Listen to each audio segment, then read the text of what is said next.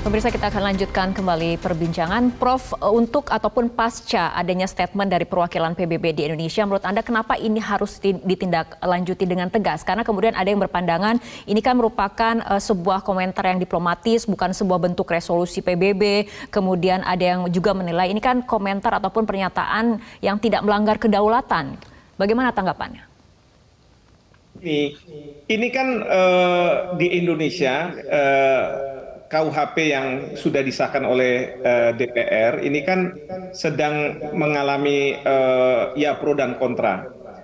Bapak Menteri Hukum dan HAM sudah menyampaikan bahwa kalaupun ada permasalahan silakan dibawa ke Mahkamah Konstitusi. Nah, yang saya tidak inginkan adalah ada oknum tadi pejabat dari perwakilan PBB mengatasnamakan PBB, dia menjadi petualang politik. Jadi dia sudah mulai masuk ke masalah kedaulatan Indonesia, ya. Karena seolah-olah dia mengatakan bahwa orang Indonesia bodoh semua, tidak tahu mengenai masalah HAM, tidak tahu mengenai masalah berdemokrasi. Padahal kita sudah berdemokrasi. Rancangan KUHP menjadi KUHP itu suatu proses yang panjang, kita berdemokrasi dan lain sebagainya. Kalau misalnya kemudian sudah ditetapkan seperti itu, jadilah itu undang-undang.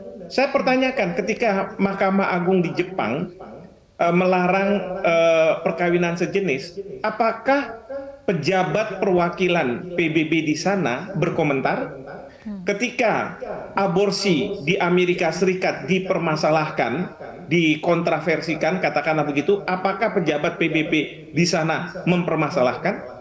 Kenapa harus Indonesia? Apakah oleh oknum pejabat PBB ini orang-orang Indonesia itu dianggap sebagai orang-orang yang bodoh, yang tidak punya pemikiran baik, peradaban, dan lain sebagainya itu?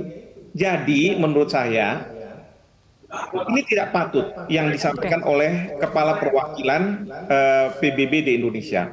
Oleh karena itu, untuk tidak memperpanjang kontroversi, sebaiknya justru dari PBB sendiri yang menarik mundur, menyampaikan permohonan maaf kepada Republik Indonesia bahwa pejabatnya ini memang tidak kompeten dan harus ditarik kembali ke markas besar Perserikatan Bangsa-Bangsa. Daripada nantinya Indonesia harus mengambil tindakan pengusiran terhadap pejabat perwakilan PBB di Indonesia ini.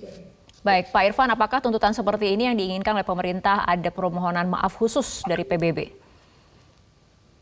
Ya Mbak, saya tadi setuju ya sependapat dengan Prof. ya, dan juga tadi sudah disampaikan oleh Jubir Menlu ya, ada diplomasi yang harus ditaati, ada etika moral yang harus disepakati, dihormati, dijunjung tinggi bagi mereka yang memang itu bertugas ya di lingkungan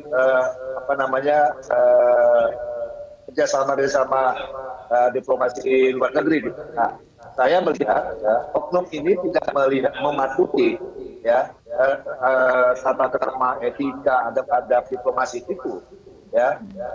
Makanya saya mencurigai atau bolehlah kita katakan ya, apakah pemikirannya itu terpengaruh ya atau dipengaruhi oleh kepentingan-kepentingan tertentu terhadap kondisi-kondisi yang ada gitu. Nah, ini memang harus dia jelaskan secara tegas ya. Apakah ini bentuk spontan dari pemikiran dia yang dia tidak memahami suasana kebatinan, memahami kultur budaya Indonesia, memahami bagaimana mekanisme regulasi di Indonesia gitu. Dia harus sampaikan itu. Apa menjadi keberatan dia, apa menjadi dasar dia mengkritik KUHP yang telah ditetapkan disahkan oleh DPR itu. Ya kan? Ini kan perjuangan panjang kita. Ya, kita berhasil merumuskan, kita berhasil mensahkan ini sebagai produk pemikir anak bangsa dalam kodifikasi hukum pidana. Ini harus kita hormati bersama. Kita harus menyampaikan kepada publik siapapun, baik dalam negeri maupun luar negeri, bahwasannya ini produk hukum kita, hukum pidana kita, itu kita yang mengaturnya, kita yang merumuskannya. Pak Irfan. Kita yang malah bisa disetir oleh pemikiran oleh oknum-oknum yang memang kita tidak memahami, dia tidak memahami. Oke, baik, Pak Irfan. Bagaimana kondisi-kondisi yang ada di Indonesia ini.